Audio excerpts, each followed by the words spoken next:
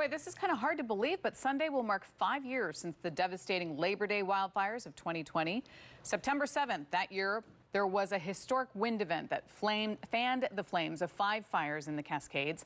According to the Oregon Department of Forestry, those fires are among the state's top 20 largest fires in the last 125 years. Throughout the 2020 fire season, 11 people died and more than 4,000 homes were destroyed. Sept was the spokesperson for the Beachy Creek fire in 2020 and is with the Oregon State Fire Marshal's office, and he joins us live. Thanks for joining us, Hert. Yeah, good afternoon. So for anybody who was here in 2020 and lived through that, boy, we have memories of the smoke that filled the sky, blocked out the sun, turned into kind of an apocalyptic orange glow. What is your biggest memory of that time? That was certainly one of them. Driving down south towards Salem on I-5, looking, towards the Cascade and the Beachy Creek fire, just that huge plume of dark smoke and that glow behind it was just really an eerie feeling, and just knowing that it's like, this doesn't look good. Steve and I really reported a lot on this. We used the word unprecedented so many times, but it really was. Winds were 50 to 60 miles an hour. The state was in a drought. Humidity was low. So how did those conditions compare to what we consider average? It's those, all those things that you mentioned are just perfect, perfect storm.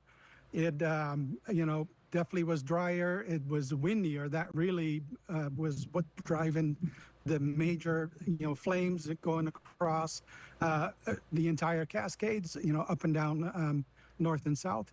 Another thing that was so different for so many people was how close it came to really populated areas, and people are on evacuation notices. How did that change fire season here in Oregon? It definitely got some attention from lawmakers. When it's that close to Salem and on this side of the Cascades, people are paying a little bit more attention. So being able to, invoke conflagrations and request resources throughout the entire state has been, tremendous and really needed. And, protecting homes is what we really do and what it's all about. It's been a slow recovery for so many of those communities and, of course, the forest land surrounding them. What have you noticed with these burn scars as new fuels grow? The scars themselves with the big trees and the old trees, it seems like, that fuel is kind of gone, but, new growth is going up.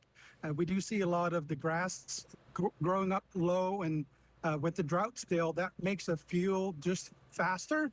So it doesn't burn as intense, but it definitely burns a lot quicker. So people still should be vigilant, even in the, the burn scars. Sept, thank you so much for your retrospective of that time in 2020. Thank you. Katu's on your side, tracking the latest on wildfires and their impacts across the area. Stay with us for the latest information all wildfire season long.